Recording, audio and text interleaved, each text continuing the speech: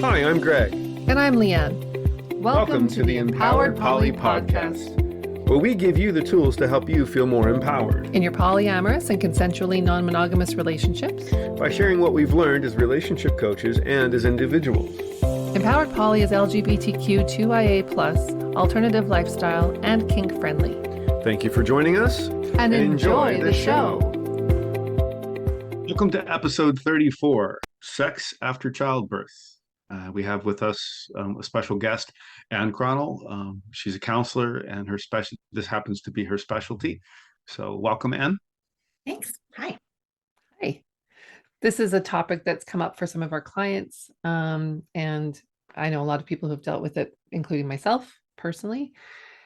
As a disclaimer for this episode, we'd like to say that some of the topics might be a bit graphic in our explanation of them, or, it might be a little bit triggering to listen to some of the things that we're going to talk about. So, putting that out there. So our first question, Anne, is after childbirth, why would someone not want to have sex? Sounds like a no-brainer, but let's dive into that. Yes, well, it's a big question, and that is the crux of it. It's a big old can of worms, and I think the first thing I want to start off with that is saying that's normal. It's 100% normal that you might not want to. You've got a whole bunch of stuff coming at you, not only from the medical side of things and your body side of things, but then you've just got a whole life-changing event that will completely pivot you. So while you're grappling with that, you may struggle with your desire and your libido just being tanked. Coming back into the relationship post childbirth, someone who's had the baby will have their own experience, like you said. They're dealing with the physical changes as well, but so is their partner. Mm-hmm. So it can be kind of a push me pull you scenario in terms of like one person may want sex, the other may not at any given time. Yeah. And I think as a birthing partner that before was very sexually active, that's a really hard one to feel like you still want to give to your partner, but at the same time, you've got to heal. So, let's just look at the medical side of it.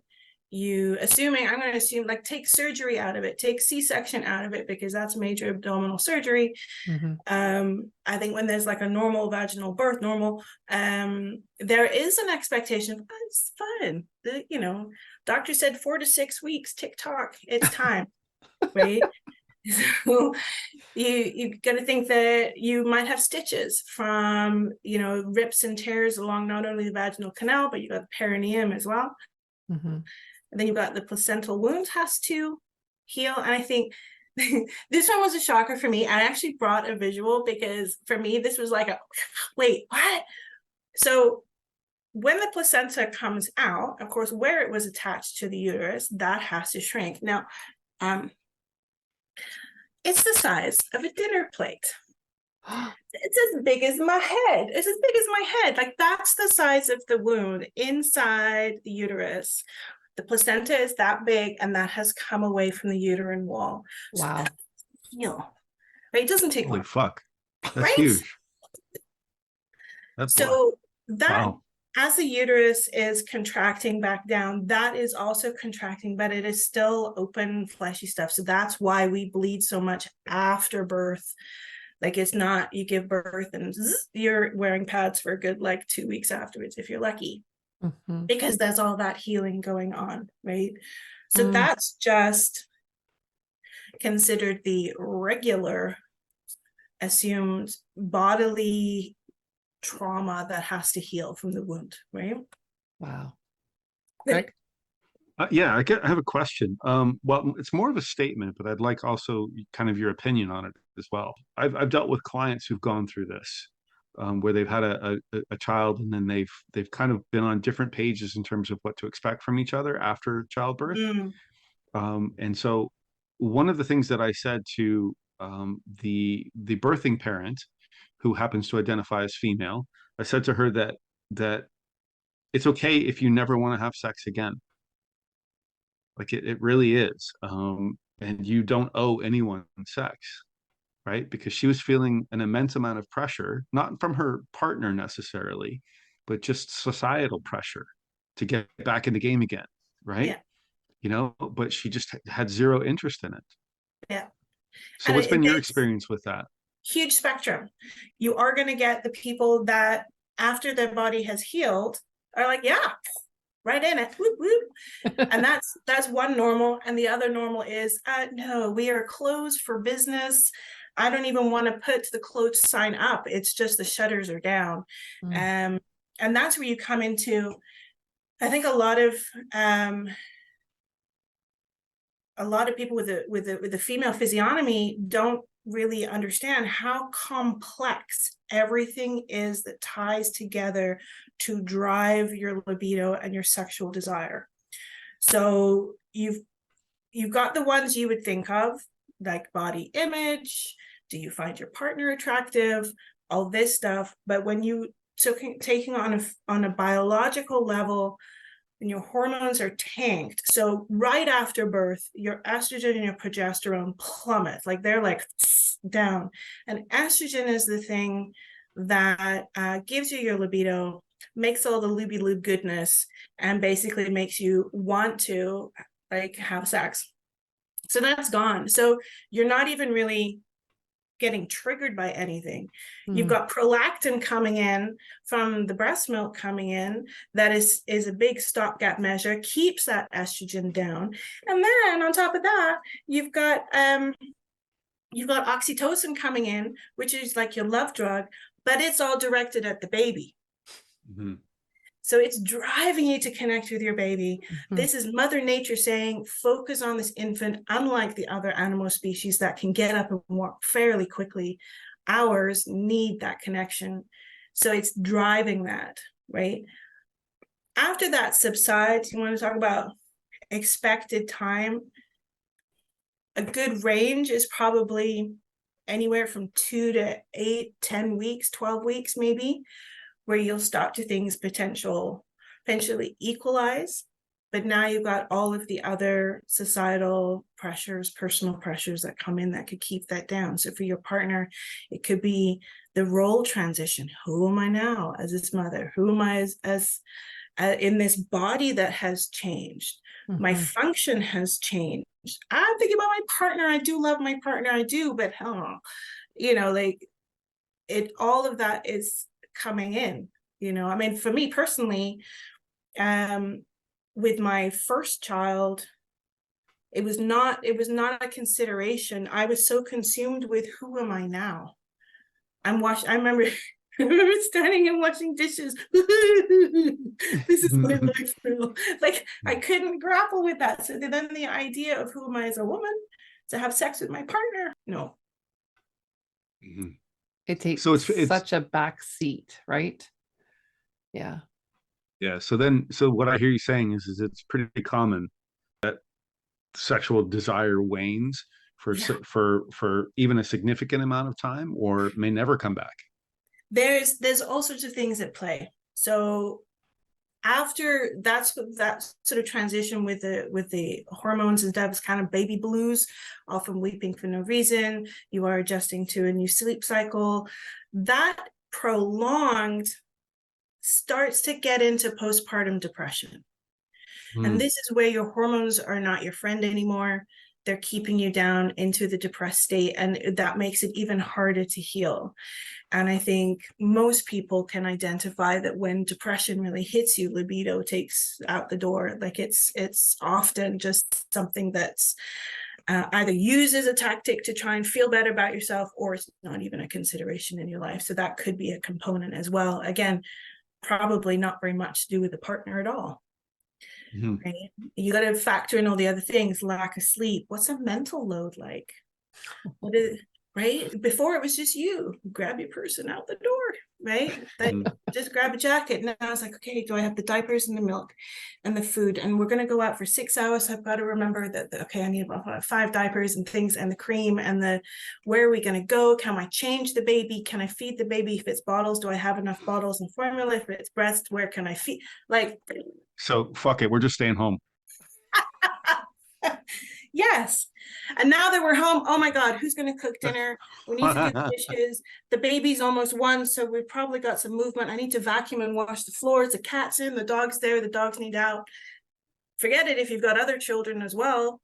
Yeah. Right? If this is just your first, you're really adjusting to all of this. You can't breathe. Yeah. And it's very, a lot. very, very normal for people to turn to each other and partners and go, I don't have time for you. Mhm. I don't have time to think about you. And often it's, I don't have time to think about me either.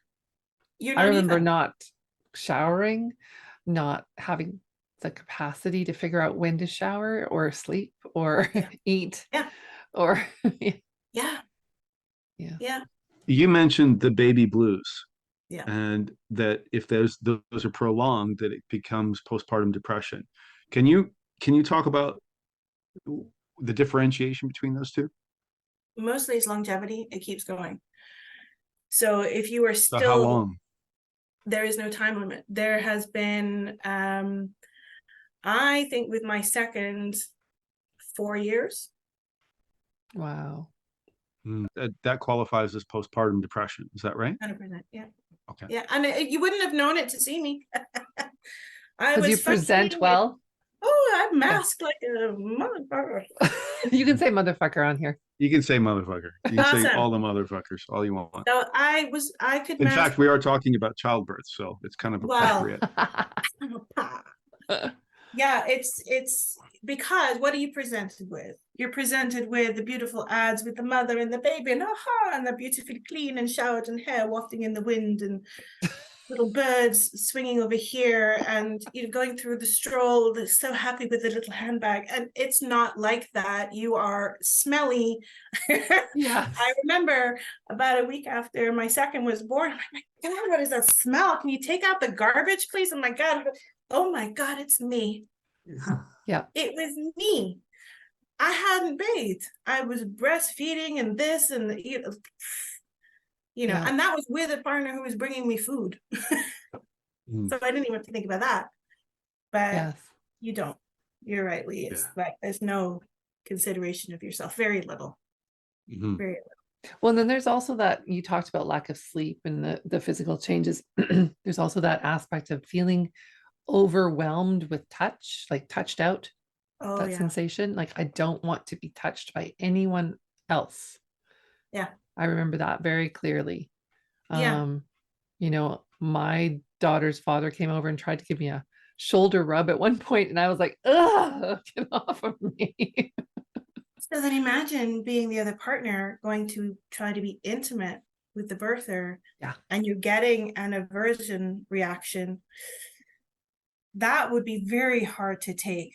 And how do you not take that personal? Okay, you don't, right? Yeah. So that mental load is also on the birther, but they're also not thinking that in the early days. Forget about it. But I think most people have an awareness of like, I know I'm not meeting your needs, but I can't. If one more person touches me, I'm going to cry or scream. Or leave. Or leave. So then you have to start looking at intimacy versus sex. Right. Yeah. Can you talk a little bit more about that? That's a big conversation between the partners. What does that look like? How do you not isolate and silo yourself in these new roles? And then you've got your other partners who may not want to have anything to do with parenting as well. But that conversation needs to happen about what do you need from me? And what can I give? Yeah. And my suggestion would be, baby steps, right? Yes. And to recognize that giving grace to your partner during this time, both ways. So overtures of touch, even if you're averse to them, trying to sort of manage how you communicate that instead of going, oh, get off of me. say, I'm touched out right now.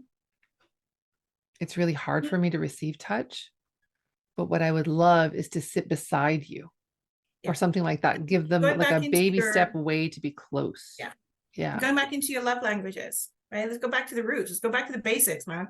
Yeah. Like I'm acts of service. If you like, there's a reason why there's a big joke about so hot you did the dishes the other day. It's kind of true.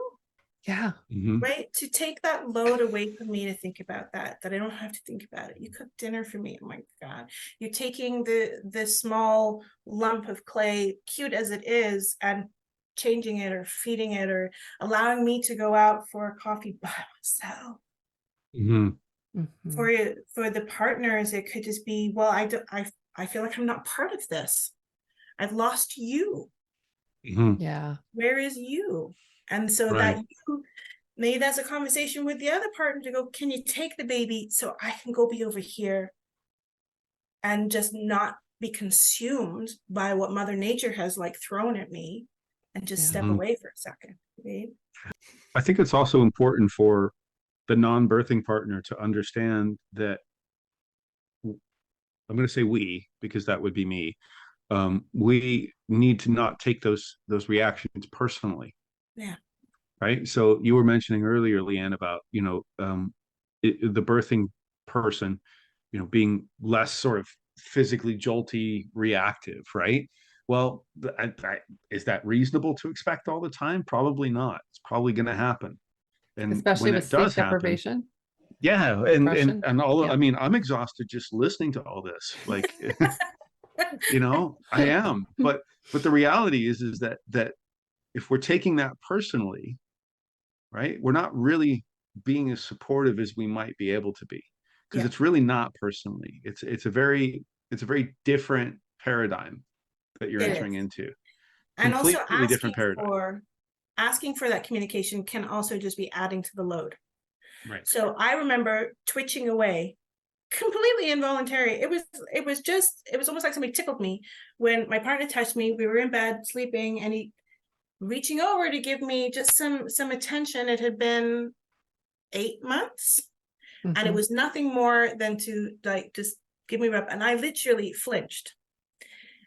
He pulled away, my heart broke, but I didn't have the energy to even talk about it, even to say sorry. So then in a situation like that, when you're flinching, would you suggest continuing the back rubbing? No. No, just back away and leave it. Okay. And not probably in that particular circumstance, had he tried to say, are you okay? It wouldn't have been the time either. Like, just leave me alone. Like next day or like at the meal, go, were you okay last night? I touched you and you finished. And then that would open the, yeah, I'm sorry. I don't know. Like, this is one thing that on, I think, many levels, the poly community is so much more open to have open-hearted conversations, because you are always looking at the truth within and conversing. This sets a really good ground to continue that conversation. Right? It's just another, more is more. Now you do have another relationship to consider. Right. Yeah, that's a really good way to frame it, because for the poly community, when we are thinking about other partners, we're thinking about, how to manage our emotions around the jealousy, the resentment, the frustration, the confusion that comes up, the envy that comes up because we share our partner with someone, right? And for some people it's more, and for some people it's less.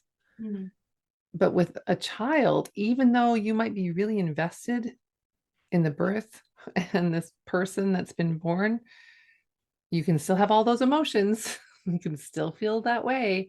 And so putting into practice all of that emotional management, just like you would with another partner, would be really effective, right?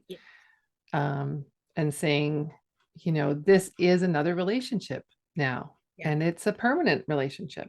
It's not transient. It's not casual. This is a committed relationship that's started. And so having the respect for that and recognizing its importance will help, I think, put things into perspective too. Like, And you it's may okay, I'm have, struggling, but I can figure this out. We will figure this out over time. and you And may not, have that other partner that can help relieve that burden, right? If you're talking about parenting and non-parenting partners, the other parenting partner can take the infant so that you can step away. yeah. And it's kind of a win-win, because non-parenting partner gets some time with you, and also you get some time with you. Mm-hmm. Take off your parent hat and put on your you hat again, right? Right. Yeah. And you can do that. You can do that even, like, you could do that even within the context of just, so giving, so if you're monogamous or you're dyadic at the moment or whatever, you can give that, you can basically say, hey, look, I need some help taking care of the baby. I'm going to go off for 2 hours and by myself and do my own thing. And right. So it doesn't necessarily mean that you have to always be connecting with other people in order Yeah. to have an excuse or a reason to look after yourself, right? Yeah. Yes. Um, I think there's one thing that came up for me actually as the two of you were talking, and that was this idea that, um, and this is one of the things that maybe I could relate to. I could imagine myself having to deal with some emotions around this. So if I had had a partner that I had had a biological child with, I could imagine that a lot of my childhood abandonment trauma would have come up, Mm-hmm. right? That idea that I was now invisible or I didn't matter anymore because this new person, this new human being is now in the mix of things, right?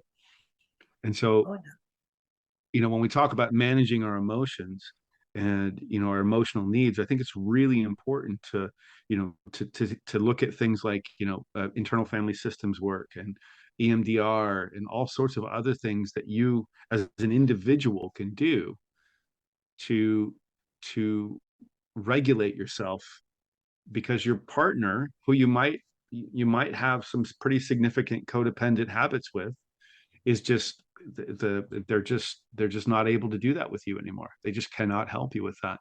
And so it's a pretty significant pivot, as Ross would say, and you've got to be managing that on your own without the expectation of your partner helping you. You got it. You got it. Now, I'm Anything? terms biased. I think everybody should go see a counselor or a coach. Yeah, we are too. We are We are too. preaching to the Absolutely. choir here. That's Two right. sides of the same coin. It's 100%.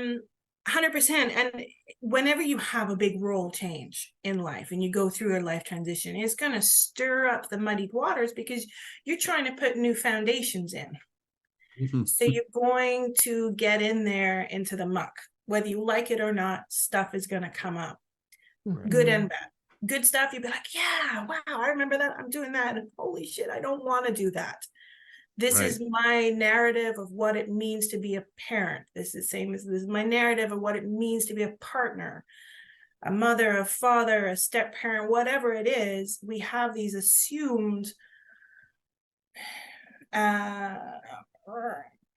oh, I can't think of the noun. I'm having noun failure. Roles. I don't want to say the word Roles. role again. I said Oh, role too that's many times. okay. But we have this assumed sort of picture of what it is. And if we don't meet that, or if we do meet that in the negative sense, we can be completely untethered by it. Mm-hmm. I have in my head the mother was sitting in the sunlight with her long flowy hair, with the child at the breast at the window of the meadow, and I could not breastfeed my first child, and I was devastated because somewhere I had made a connected dot that meant that then I was failing. Mm-hmm. Mm-hmm. And it took talking to people to be able to go, oh, why did that mean? Why was that image?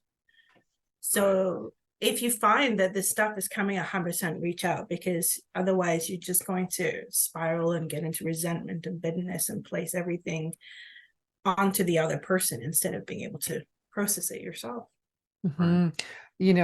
Greg brought up a point this morning when we were chatting about doing this podcast about the sort of celebrity version of parenthood that we see in the media. And you were Mhm. talking about, I see this parent doing everything right, right?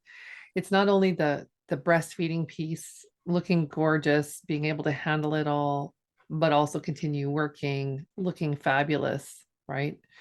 And that's just not the truth for the majority of human beings on the planet. We don't all So have if the you've got that resources. pressure that you're Yeah. not meeting that expectation, and you're feeling like, and I'm not providing for my partner sexually, Hmm. Mhm. my It's a body has changed. Well, Do they mhm, even desire me in the first place? Do I even right. believe you when you say that you do?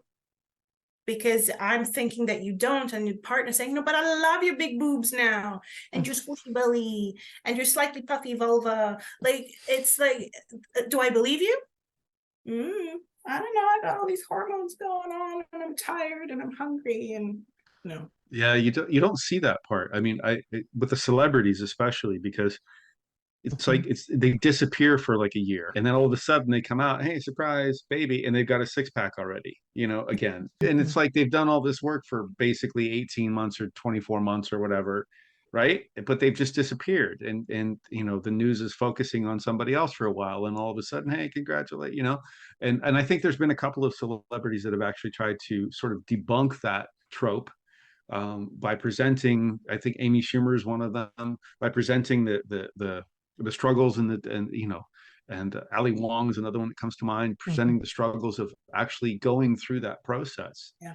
And I think that's really important. I think there needs to be more representation of that in the media, because this expectation that you're just going to pop one out and then all of a sudden be back on track again, it's brutal. It's Mhm. Yeah. harmful.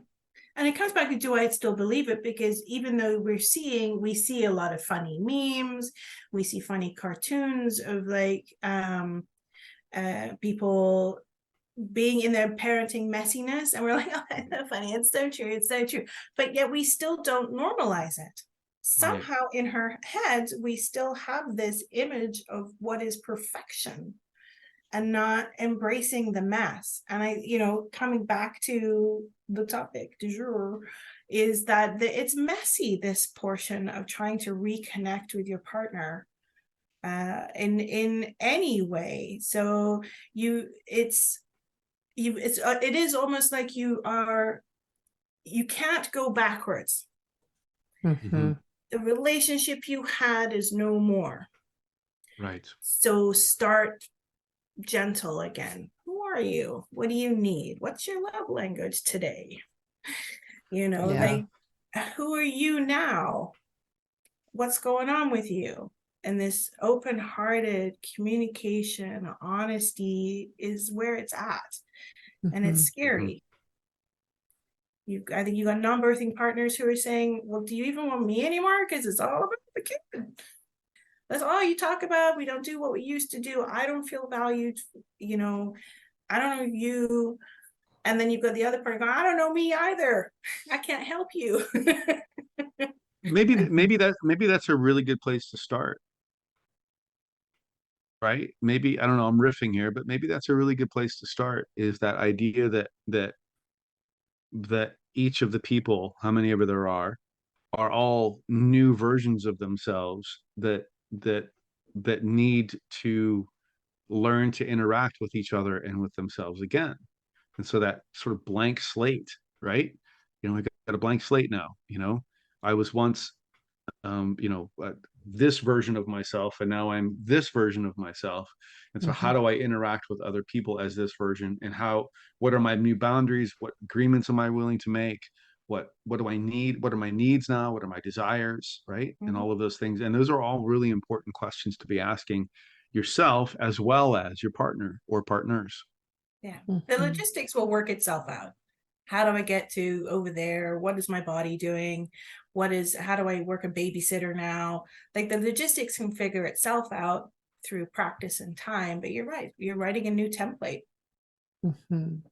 I just wanted to bring up too that we talked about having partners being able to take some of the responsibility for the child and give you that space. That's not always available. There's plenty of single parents in the world. or people who, can't get a sitter for whatever reasons, maybe their child has special needs or that kind Mhm. of thing. So again, finding those ways, even in your daily routine with your baby, to take some time, right? Like I was told nap when the baby naps, which is great, but also doesn't get anything done. I needed to, when the baby was napping, do a ton of things, Mhm. right? And so just a reminder that like nap when the baby naps sometimes, and sometimes take that time for you to go for a little stroll around your yard or do the laundry so that you're not sitting there staring at it all day and feeling terrible that you don't get it done. Have a Or bath. having a phone call, have a bath. Yeah. Support groups for parents are really Mhm. helpful. I even had like a little meetup group that I created with two other parents and their babies. Yeah. Um, just to, meet once a week and get out of the house and talk about all these things.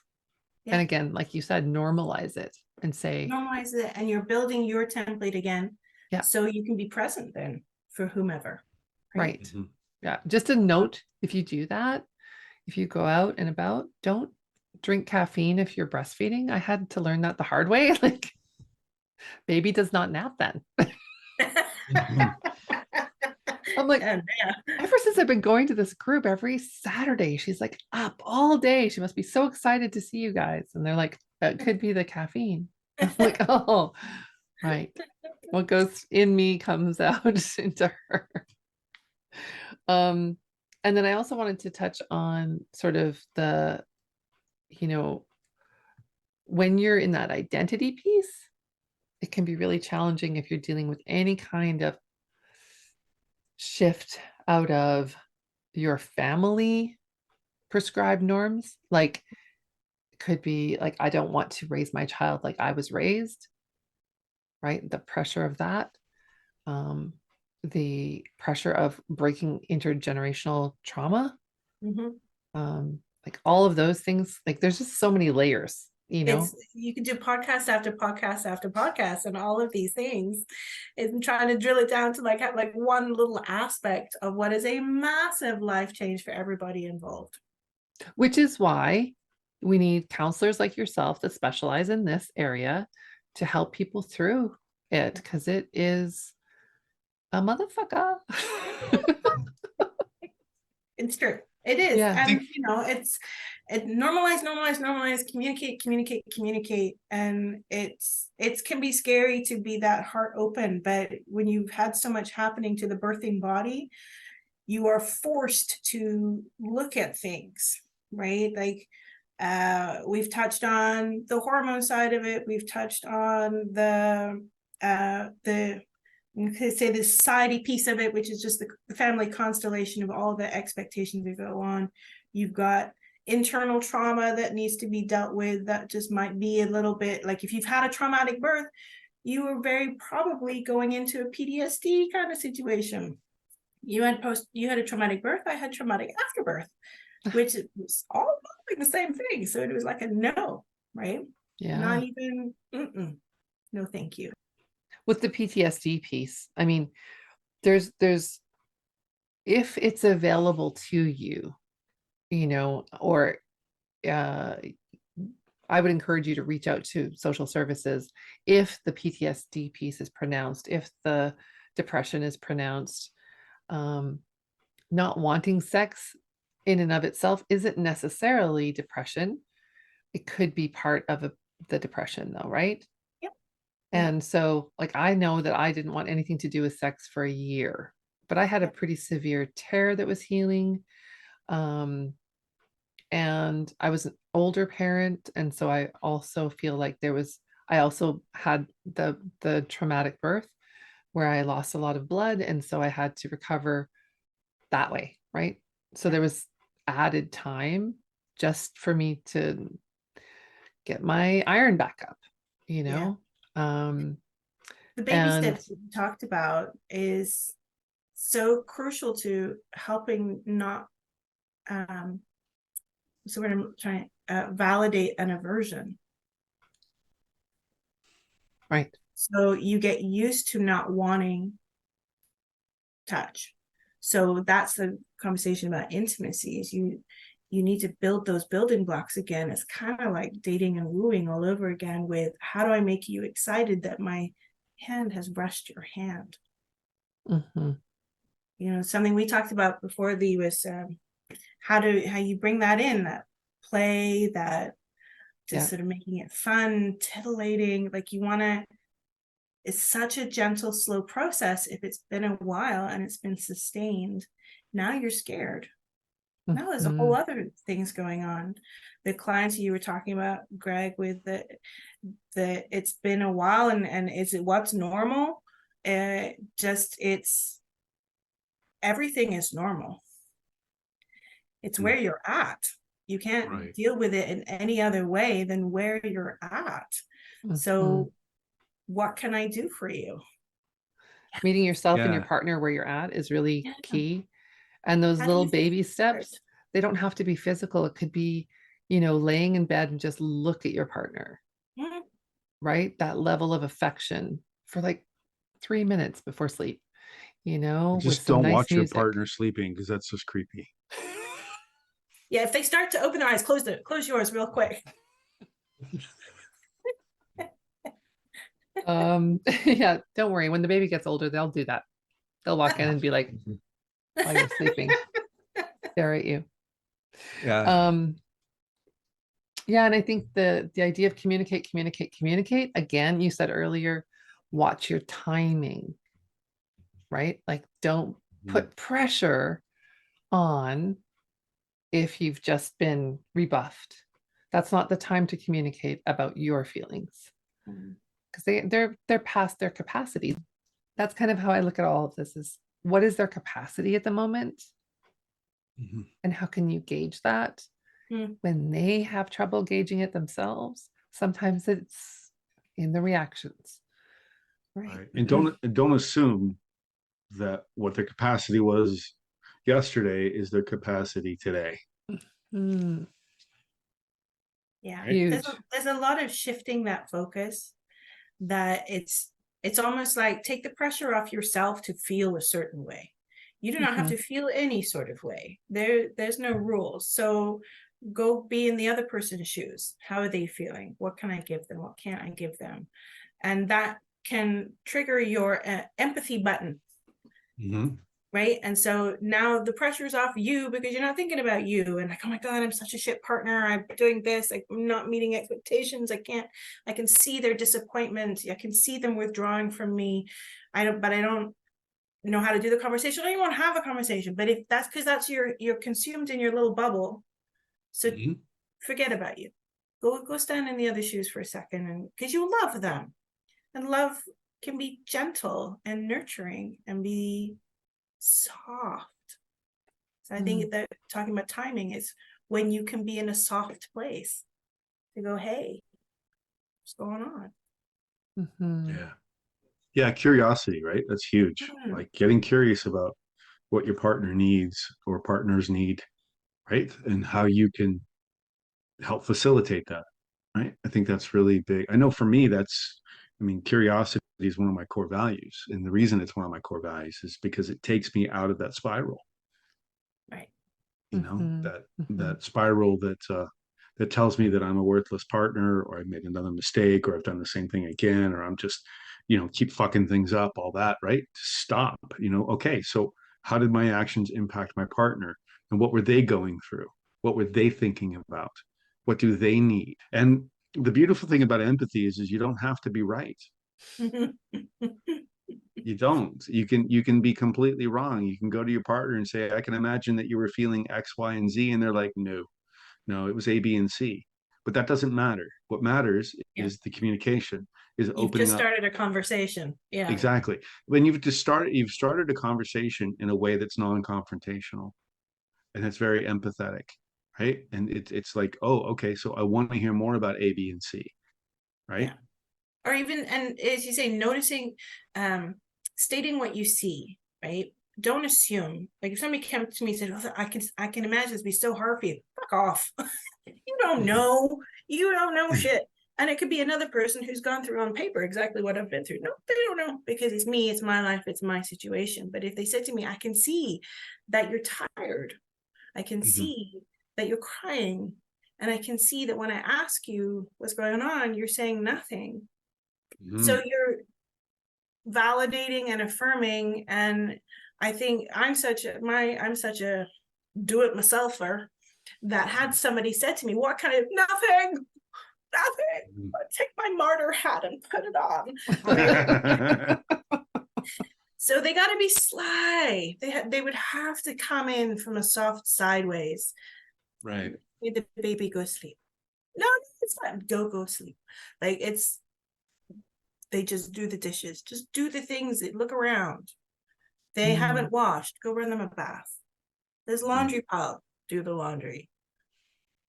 What are they constantly not doing will tell you what they can't do because they don't have time for it. This is your Mhm. partner. You love them. You know them. Mhm. Remember that you do know their core. That doesn't change. The core doesn't change. They've just got another hat they have to wear. Right. Mhm. And remember, when you're looking around for those things that they're not able to do, include yourself in that picture, right? Because Yeah. they may not be able to hold space for you anymore, or at least right now. And so that's part of that's, go do that work yourself, Yeah, it right? is. If you have that expectation, or if that's been the way your relationship has been, then go do that work yourself, Mm. you know? And also come Mhm. to our codependency workshop in January. Absolutely.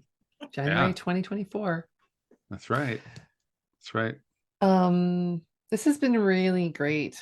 I think we should probably wrap up now. Is that okay with you guys? We could talk about this for I hours. know, I Yeah. know. Seize a can of worms. Like you open it up and you want to go through so many different roads. Yeah. It's interesting that we titled it Sex After Childbirth, but we've talked very little about sex in and of itself, because I don't think that it's really about the act of sex after childbirth. I think it's about how you stay connected and how you continue to navigate together as a unit, whether that unit's 2, 12, doesn't matter, that you're continuing to navigate through these difficulties and these challenges together, as Mhm. opposed to looking at each other as adversaries or enemies. Is Yeah, that a nutshell sort of thing? it's a Like, does big that make old good sense? nutshell. Yeah, Yes. that's great. It's a, yeah, it's a huge nutshell, actually. And I just want to observe that traditionally in the past, historically, we would have a lot more help than we do in the modern family Mhm. situation. And poly families that reside together may have more access to that kind of a community feeling, like it takes a village to raise a child kind of feeling. Or if you have extended family that live with you or can come and help periodically, you might have that, but you might not. And if you don't, seek it out. Get in touch with Mhm. other parents, other people who've given birth, so that you're feeling like you're not alone. And they might have resources. They might have, you know, older children that are babysitters, or someone that they know that is Mhm. reliable, that you can then kind of bring into your home and help you out from time to time, even if it's just to have them present in the house to take care of baby while you're doing the other things, right? It's really, really helpful. Yeah. I know you went through that too, Anne, didn't you? Like not having a lot of family around. Oh, yes, I chose to be in completely different cities and countries from my family. Well, that must be really hard. Well, yeah, well, especially with my sort of trauma-induced do-it-myselfingness, it all added to the quagmire of fun. And I did have to seek out other moms. And when I was in Canada, it was just online. I was finding things online just to realize I'm not alone. I'm not unique to this situation. And particularly realizing that there is a community out there. You just got Mhm. to send out to get that path coming to you. Right. Mhm. Yeah. Why don't we, is there anything else that we want to talk about, or have we covered pretty much everything that we wanted to cover? I think we're good. Yeah, I Yeah. think we did a lot. Okay. So why don't we wrap it up? Anne, do you want to take an opportunity to tell people how they can get a hold of you or reach out to you? Yeah, sure. I am based out in Kelowna, BC, and I do online counseling as well. I've got quite a few online clients. I specialize in supporting and enabling self-actualization for people in life's transitions, particularly women and going into motherhood, but it's certainly not exclusive to that. That just happens to be where I'm leaning these days. But you can reach me online at Red Tent Counseling, that's 2Ls.ca. And you can email at info@redtentcounseling with 2Ls.ca. That's how you can Awesome. find me. And we'll include that in the caption and the notes for the podcast. So wherever you're listening or hearing or watching, you'll be able to have that information too. Mhm. So excited for you going into this work. I think it's a great fit. And I think I can tell from your own personal journey, because I know you, that this matters to you, that this is something that's very heart-centered work for you. Yeah, big time. Yeah. Big time. Very passionate. We lose ourselves all over the place in life. And I just want to be a little bit of a guide to be like, let's get you back to you. Who are you? Mm-hmm. So thank you for having me on. I really appreciate it. It was a beautiful way of this coming together, me building the workshop for new moms starting in January, and also this particular segment being part of it. And so thank you for inviting me on. Oh, did you want to tell us more about the workshop? Yeah. Oh, yeah, sure. It's for it is targeted for new moms, particularly the first-time moms in particular, with a 0 to 6 months. So it's really that first 6 months of navigating, and the goal of it is to bring women together who are struggling with what's happening to them physically as well. You're being told left, right, and center what you should and could be doing, and we wanted to create an environment of openness, non-judgment. I don't care what you do, but I want to help you find what works for you. And at the end of, we do 5 different topics over 5 weeks, going from feeding, sleeping, when do you start getting intimate with your partnership, how do you navigate families and boundaries, and then at the end of it, hopefully we have some women that have created their own group to support them to go onwards. And that's happening here in Kelowna. Is it in person or virtual? In person. We will hopefully one day do a virtual thing, but right now it's in person. Okay. And just to clarify, is it only for female identifying folks, or? Yes, because we are talking a lot about what happens physiologically for a birther. That's why this particular workshop is targeted to them. Okay. And then if you're any other part of the constellation around that, feel free to hit me up, because I will still support you. It just won't be a group environment yet. Right. Awesome. Yeah. Thanks for being here, and happy birthday. Yeah, thank you. Oh yes, happy birthday. Thank you. Should we sing it? Happy birthday to you. She said no. Unless you do it like jazzy, then okay. Happy birthday to you. Happy birthday to you. All happy birthday and happy birthday to you. Jazz hands. gotta get the jazz hands in there. And remember, choose love and keep it kind. That's beautiful. Thank you. We'd love to hear your comments, questions, or topic suggestions, and don't forget to subscribe. And you're invited to join our Facebook group, Empowered Poly Relationship Support and Advice. You can reach out to us on our websites at gregmillion.com and at leannemillion.com, or follow us on Instagram at @thegregmillion and at leannemillion.